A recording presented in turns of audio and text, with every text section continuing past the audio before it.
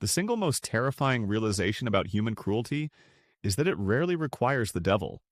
It only requires a grant application, an organizational chart, and a highly polished institutional mandate.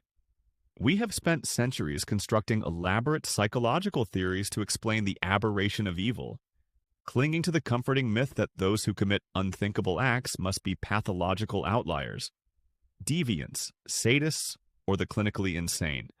But the history of Imperial Japan's Unit 731 in Manchuria completely dismantles this psychic defense mechanism, leaving us exposed to a far colder truth. The worst cruelties are not committed by monsters suddenly breaking the rules. They are committed by highly educated professionals rigorously following them. This essay is not an exercise in historical lamentation, but an investigation into the psychological gravity well of organizational evil. My thesis is this: Unit 731 was not merely a site of wartime horror. It was the definitive proof that bureaucracy is the ultimate anesthetic for the human moral conscience. The cruelty became sustainable, repeatable, and scalable precisely because it was renamed research and administered through memoranda, meticulous logging, and the antiseptic language of scientific inquiry. Consider the physicians involved, graduates of elite universities, highly respected in their fields. These were not undisciplined sadists. They were rigorous intellectuals. They took human beings, labeled internally as maruta or logs, and subjected them to vivisection without anesthesia, purposefully induced frostbite, controlled infection with plague and anthrax, and systematic limb removal, all in the name of advancing medical defense. The genius of the atrocity was in the psychological distance achieved. By focusing intensely on the methodology, on the precision of the bacterial culture count, or the exact time it took for gangrene to set in, the researchers were able to separate the intellectual rigor of their task from the ethical dimension of their victim. The victim ceased to be a mother, a father, a political dissenter, or even a person. They became a variable. They were material. This professional detachment is the true intellectual poison. When your daily focus is confined to the narrow, sterile parameters of the experiment, the moral universe outside the laboratory simply stops existing. The doctors did not ask, "Is this right?" They asked, "Is this data valid?" The structure provided an absolute moral cover, a psychological shield that allowed the most sophisticated minds to commit the most primal acts of violation while maintaining a profound sense of self-respect and professional integrity.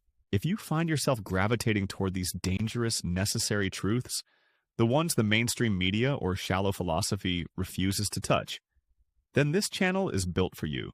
Subscribe right now and join the small number who refuse to look away from the operating table of human nature. The system demanded compliance not through brute force, but through peer review. When a colleague is performing live dissections to test surgical response under septic conditions, and that colleague is publishing papers that advance your institution's standing, criticizing the method feels like criticizing the scientific method itself. The moral transgression dissolves into an issue of quality control. The horror was not an accidental byproduct of war. It was the foundational product of a mechanism designed to optimize inhumanity by standardizing it. This transformation, the conversion of moral failure into scientific success, is the single greatest psychological weapon ever forged by civilization.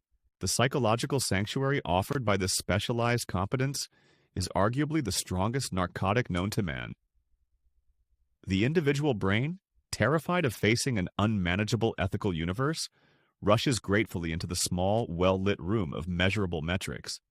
You are no longer responsible for the outcome of the torture, only the quality of the data collection. The anxiety of being a moral failure is instantly replaced by the quiet pride of being a technical success. This exchange, the soul for the spreadsheet, is the fundamental trade agreement of modern organized violence, whether practiced by totalitarian regimes or subtle corporate structures. The suffering they inflicted upon themselves was not the anguish of guilt, which requires an intact moral imagination, but the ceaseless, exhausting effort of maintenance. They had to perpetually police the borders of their own minds, ensuring that the emotional, messy reality of the victim never once contaminated the sterile, beautiful simplicity of the variable. This internal suffering is the slow, silent death of the capacity for empathy, disguised as professional rigor. It is the calcification of the spirit into something perfectly rigid, perfectly predictable, and perfectly functional. The genius required to design and execute such morally inverted experiments was channeled into perfecting the mechanism of self-deception. It wasn't about forgetting the atrocity, it was about elevating the process of the atrocity into the highest form of professional duty. They suffered because the lie they told themselves had to be maintained minute by minute, paper by paper, experiment after experiment. The cost of this psychic stability is an existential fatigue, a profound hollowness where moral conviction used to reside. They didn't feel evil, they felt necessary. They felt useful. And in a world desperate for meaning, usefulness is the most intoxicating drug of all, capable of rationalizing any depravity. If these themes, the true hidden cost of civilization and the mechanics of psychological self-deception, resonate with the part of your mind that recognizes reality for what it is, please pause for a moment. Hitting that subscribe button is the only way this kind of unapologetically deep content can survive the algorithmic purge. It's a vote for substance over sentimentality, for depth over distraction. This model of intellectual detachment migrated seamlessly from the wartime laboratory into the modern, peacetime organization, where the ethical variable is merely replaced by the financial or political one. The system today no longer requires a knife or a syringe, it requires a policy document. The bureaucrat who designs a welfare policy that inadvertently starves thousands is experiencing the same psychological defense mechanism as the doctor who measured frostbite progression. They are both operating under the protective shield of methodological rigor. They asked, is the policy fiscally sound? Not, is the suffering justified? The output is the same. Optimized inhumanity delivered by emotionally anesthetized experts. This is why the spreadsheet is often more dangerous than the sword. The spreadsheet requires no personal courage to wield, only professional consistency. The modern catastrophe is rarely driven by mustache-twirling villains. It is driven by exhausted, overly specialized professionals who are simply following the protocol, seeking the small, measurable victory that validates their existence within a meaningless structure. The true horror is not the malice they possess, but the empathy they have professionally discarded. Look no further than the catastrophic efficiency of the 2008 financial crisis, a perfect, brutal illustration of method over morality. The men and women who packaged the most toxic, unsustainable mortgages into instruments of mass economic destruction were not loan sharks with baseball bats. They were quantitative analysts, quants, with PhDs in physics, working in hermetically sealed glass towers. They weren't asked to judge the ethical validity of giving a subprime loan to a single mother in Nevada. They were asked to model the risk distribution of 10,000 such loans when bundled together and renamed a collateralized debt obligation. Their expertise was in abstraction. The complexity of the mathematics acted as a psychological airlock, separating the professional task from the human consequence. Every Greek letter in their complex equations, alpha, beta, sigma, was another layer of insulation against empathy. They weren't destroying people's lives, they were optimizing a yield curve. The system rewarded this moral blindness with exponential force. The more abstract, the more complicated, and therefore the more unchallengeable the model, the higher the bonus. They achieved a state of intellectual invincibility. They could not be ethically wrong because they were mathematically right, according to the internally consistent rules of their system. Their only failure was a failure of imagination, a deliberate, professionally induced failure to imagine a world outside the spreadsheet. This is the ultimate power move of the modern professional class, to transform human suffering into an unreadable data anomaly, and then to claim innocence because the data merely reflects the system, not their intent.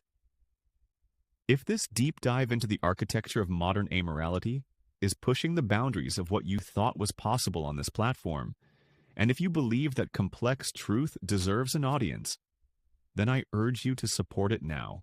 If you haven't yet, taking 2 seconds to subscribe is how we build the critical mass required to ensure content like this remains visible against the tide of simplified, comforting lies. The fundamental conflict we face is not between good and evil, but between complexity and conscience. When a crisis inevitably erupts, a pandemic, an ecological collapse, or a housing meltdown, the professionals who manage the disaster are often the exact same individuals, or cultural descendants of the individuals, who engineered the preconditions for it because their primary skill is compartmentalization, not stewardship.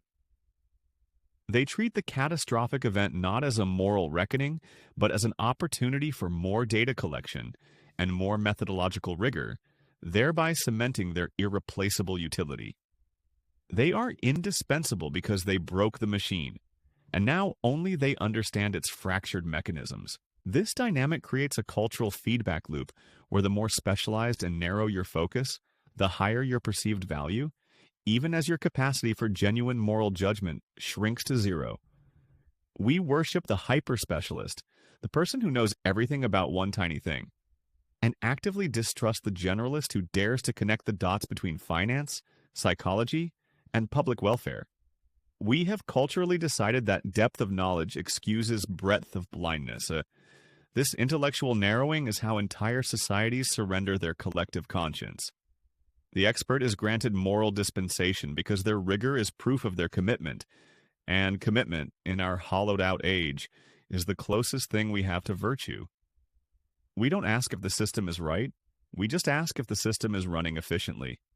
And efficiency, ruthlessly pursued, always demands a sacrifice, a human sacrifice, meticulously quantified and packaged. This ruthless pursuit of efficiency is the ultimate moral disinfectant, sanitizing the hands of those who perform the necessary cuts. We have been sold the grand and comfortable lie that the hypercomplexity of the modern world demands a corresponding complexity of character to master it, that the cognitive elite who sit atop the specialized pyramids are there because of their superior intellectual capacity. This is simply not true. It is a profound and self-serving deception. The system does not reward intelligence. It rewards a highly specific form of intellectual and psychological simplicity. It rewards the ability to look directly at the intricate mechanism assigned to you and, crucially, to maintain a perfect, voluntary blindness regarding what that mechanism is doing to the 5 mechanisms surrounding it. The most powerful, most celebrated specialists, the investment banker, the pharmaceutical regulator, the data architect, are not defined by the vastness of what they know, but by the discipline of what they willingly refuse to consider. Their success is a testament to their unparalleled skill in compartmentalization, a psychological defense mechanism elevated to professional virtue. Consider the engineer who designs the next generation of predictive policing algorithms. He is rewarded not for debating the moral lineage of his datasets, nor for contemplating the sociological fallout of institutionalizing pre-crime surveillance, but for the purity and speed of his code. He is a brilliant technician who deliberately shutters his mind against the human weight of his outputs, labeling such considerations externalities or politics, a distraction from the rigorous task at hand. This narrow focus is what makes him efficient and therefore indispensable. The meritocracy we so proudly tout is not a system for identifying the most ethically comprehensive minds. It is a meticulously calibrated filter for identifying and elevating the morally compliant, those who can execute tasks of immense destructive power while sincerely believing they are merely shuffling numbers. They have perfected the art of outsourcing their conscience to the organizational chart, trading personal culpability for systemic affirmation. They succeed because they are reliable, and reliability in a complex, immoral machine is the willingness to be a perfectly obedient cog. The moment one of these specialists pauses, truly looks up, and attempts to articulate the ethical connection between their small, perfect function and the large, catastrophic outcome, they cease to be efficient, and the system, with cold swiftness, designates them as defective and expels them.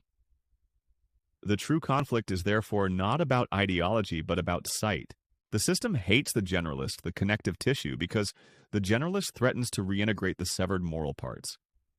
If the generalist succeeds in showing the economist that his housing models translate directly into psychological trauma for public school students, or convinces the epidemiologist that her isolation protocols are predicated on financial assumptions made by a different, invisible department, the entire edifice of specialized moral immunity collapses.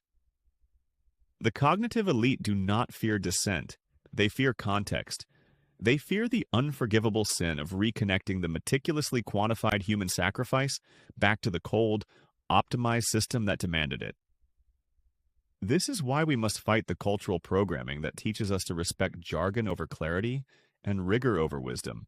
To subscribe to this channel and join this discussion is to make a stand against the tyranny of technical expertise. It is to refuse the comfort of simplification and to demand that the world be treated as a unified moral organism, not a collection of profitable broken parts. The ultimate tragedy is that these specialized operators, insulated by their technical excellence, genuinely see themselves as the heroic saviors of the modern world, not its architects of ruin. They suffer from an aggressive form of self-congratulatory utility. They believe that because they are necessary for the management of the crisis, their existence justifies the conditions that made the crisis inevitable. And the rest of us are trained to agree because the jargon is intimidating and the apparent rigor is hypnotizing. We confuse the complexity of the solution with the brilliance of the solver, never acknowledging that the solution is merely the next, more complex iteration of the problem. This is how entire societies drift into a comfortable, technical totalitarianism, a soft tyranny where all moral questions are simply relabeled as logistical challenges, and the only permissible discussion is about which specialized methodology will achieve maximum efficiency for the next unavoidable catastrophe. The moral landscape is not flat. It has been paved over with data, creating a surface so smooth that all ethical friction is eliminated. The reason this soft totalitarianism holds such hypnotic sway is not merely that the jargon is intimidating, but because the burden of moral deliberation is exhausting, and the specialized expert offers us a profound, almost narcotic relief. We suffer from a crippling psychic exhaustion, a fatigue brought on by living in a world of infinite choices and zero definitive virtues. We are desperate to trade the crushing weight of qualitative guilt for the clean, sterile statistics of quantifiable suffering. The cognitive elite function, psychologically, as our collective moral alibi. When the system demands a horrific but efficient outcome, the necessary collateral damage, the profitable austerity, we do not want to bear the weight of that ethical decision. We outsource it gladly to the epidemiologist, the economist, or the data scientist who can deliver the necessary cruelty packaged neatly inside an optimized spreadsheet. The specialization isn't just a division of labor, it's a deliberate division of conscience. And the ultimate psychological payoff is that once the decision is rendered by the certified, peer-reviewed methodology, we are freed from the obligation to feel anything at all. We are simply following the optimized protocol, and responsibility dissipates like steam over 1,000 technical steps. This outsourcing of morality creates a vacuum in the modern spirit, a hollow place where genuine ethical struggle used to reside, which is quickly filled by the shallow comfort of efficiency. We confuse moral cowardice with intellectual humility, assuming that if we cannot understand the data, we cannot possibly judge the outcome. This is the ultimate intellectual abdication, the moment we grant the technocrat the license to define the good entirely by the achievable. If this deep, unflinching analysis of how modern systems weaponize human exhaustion resonates with you, then it is vital that you subscribe now. This is not casual viewing, it is an organized resistance against psychological anesthesia, and your subscription supports the rigorous, expensive work required to expose these hidden mechanisms of control, ensuring that this depth of critique remains financially viable against the tides of shallow, algorithmically optimized content. The system relies entirely upon our willingness to tolerate what the philosopher called the unbearable lightness of being, replacing it with the bearable heaviness of process. The operator does not need us to agree with the ethics. They only need us to respect the procedure. And procedure, once divorced from consequence, becomes a self-justifying ritual, a technical mass celebrated in the halls of governance and academia. Look closely at the language used to describe failure. It is never a moral failure. It is always a data gap, a misallocation of resources, or a failure of implementation. The moral ledger is perpetually balanced because morality itself has been moved into an entirely different dimension, one accessible only via proprietary software and specialized training. When the system fails, as it inevitably must, the solution is never to question the fundamental assumptions of optimization, but simply to inject more optimization, more rigor, more metrics, more experts, and ultimately more distance between the decision maker and the human cost. This relentless acceleration into complexity is the primary defensive mechanism of the cognitive elite. They bury their original sin, the reduction of human flourishing to quantifiable variables, under layers of technical brilliance until the very memory of a unified moral approach is extinguished. This is the definition of intellectual corruption, the ability to make the morally outrageous appear merely logistically complex.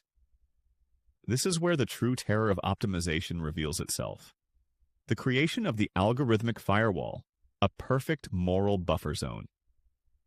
Consider the actual mechanics of automated cruelty. The operator is not the manager who sits across the desk and delivers the layoff notice.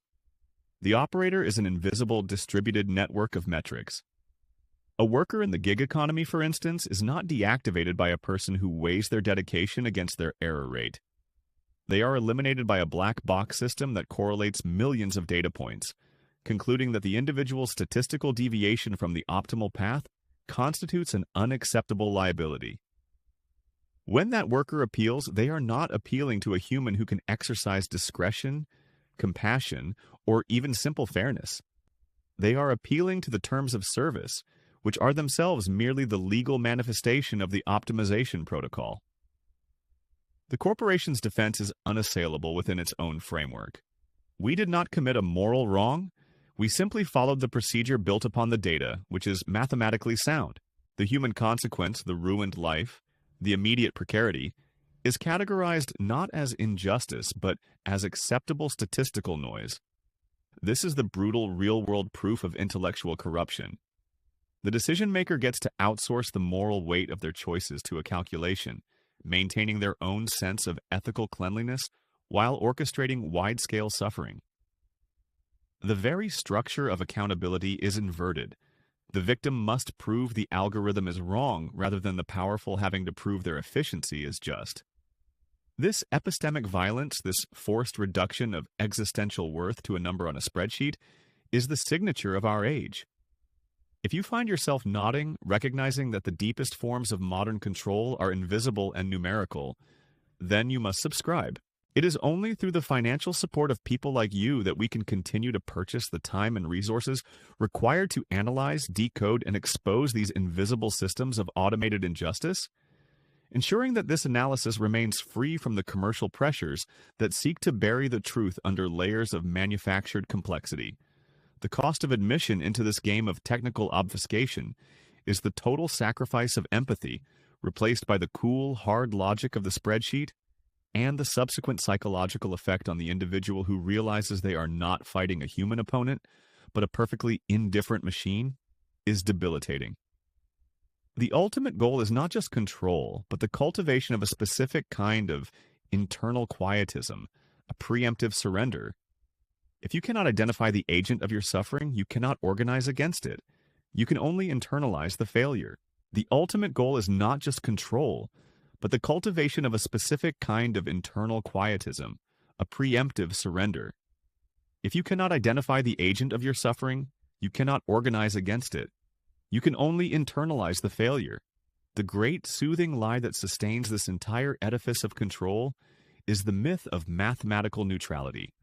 We are told incessantly that the algorithm is merely data, that it is objective, and therefore that it eliminates the messy, emotional, and demonstrably biased human element. This is the intellectual poison distilled and marketed as progress. The promise that technology can achieve a purely rational justice untouched by human flaws. But the truth is infinitely darker. The algorithm does not eliminate human bias. It merely fossilizes it, scales it, and renders it non-negotiable by cladding it in the unassailable armor of mathematical proof. When a corporation trains an AI model on 20 years of historical loan applications, hiring decisions, or judicial sentencing records, that model does not learn fairness. It learns correlation.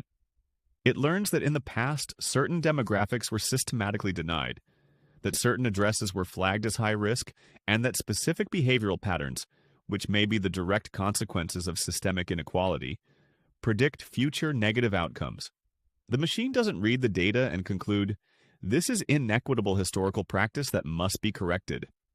It concludes, this is the optimal pattern for maximum risk avoidance. It takes the structural violence baked into existing societal stratification and enshrines it as the highest form of efficiency. We have substituted the human moral failure, which is at least visible and arguable, with efficient cruelty. The algorithm is not cruel, but its ruthless pursuit of optimization necessitates outcomes that are crueler than any human manager would dare impose, precisely because the machine assumes no moral responsibility.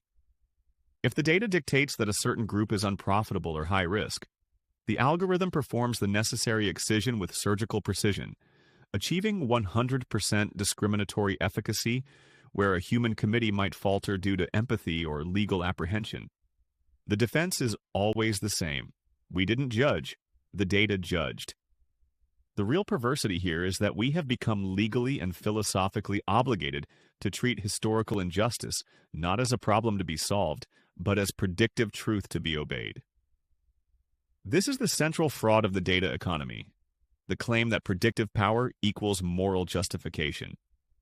The ability to predict who will fail does not give you the right to orchestrate that failure, yet that is exactly what our current optimization protocols incentivize. Every time a system decides who sees an opportunity, who gets a loan, or whose social credit score remains intact, the algorithmic gatekeeper is merely reinforcing the past through the guise of forecasting the future. This is how power achieves stasis under the banner of dynamism. It ensures that the very conditions that created the disparity are perpetually reproduced, and the powerful need never actively oppress. They simply need to maintain the integrity of their datasets. The consequence is a society where inequality is no longer an unfortunate side effect of capitalism, but an actively managed, algorithmically optimized feature of it. To dismantle this requires a level of deep analytical scrutiny that conventional media refuses to engage in because the technical complexity is itself a protective moat. If you recognize the gravity of this insidious, invisible mechanism that dictates modern life, you understand why content like this is essential. Supporting this channel means funding the intellectual resistance against the weaponization of data and keeping this analysis outside the reach of the very optimization protocols we are seeking to expose. The psychological toll of fighting an enemy that wears the mask of neutrality is catastrophic. When a human boss fires you, you can argue the merit of the decision. When an algorithm denies you, the system insists the outcome is purely mathematical and therefore flawless. The rejection is personalized. You are deemed statistically unworthy, but the decision maker is absent, shielded by the equation. This leads to the ultimate internal surrender. The victim stops asking, "Was this fair?" and starts asking, "What is wrong with my data?" They internalize the structural failure as personal deficiency, entering the quietest state that the architects of this automated control rely upon. They become compliant, desperately attempting to align their existence with the dictates of the invisible spreadsheet, chasing an ever-shifting optimal parameter that exists only to perpetuate the current power structure. We are becoming a society of self-policing data subjects, adjusting our very behavior to satisfy an invisible, perfectly indifferent auditor. The fight is no longer about justice, but about becoming sufficiently digestible to the machine. The true catastrophe, therefore, is not the rise of artificial intelligence, but the forced surrender of genuine human intelligence to statistical mediocrity. The equation has become the new sovereign, and its judgment is final precisely because it is cold. The system is not broken. It is operating with brutal, flawless efficiency to solidify a predictable hierarchy. Our defining ethical struggle is whether we choose to believe the lie of mathematical impartiality or whether we reclaim the ancient, necessary right to call an injustice, regardless of how elegantly it is coded. The verdict is this: the only way to dismantle this architecture of automated control is to refuse its fundamental premise. We must stop striving to become better data points, better inputs for the grand optimization machine. The moment we reject the imperative to align, to comply, to streamline our unpredictable, messy, contradictory existence for the benefit of the sheet, we introduce the one variable the algorithm cannot handle: deliberate, unquantifiable rebellion. To be truly free now is to be fundamentally inefficient, to embrace the errors the matrix tries to erase. Freedom is the refusal to be perfectly measured. The only revolution left is the existential one, where we declare our inherent worth is separate from our statistical viability. Our humanity is the static the machine cannot process. This channel exists for the people who refuse to be silent in the face of this invisible audit, for those who value profound thought over perfect alignment.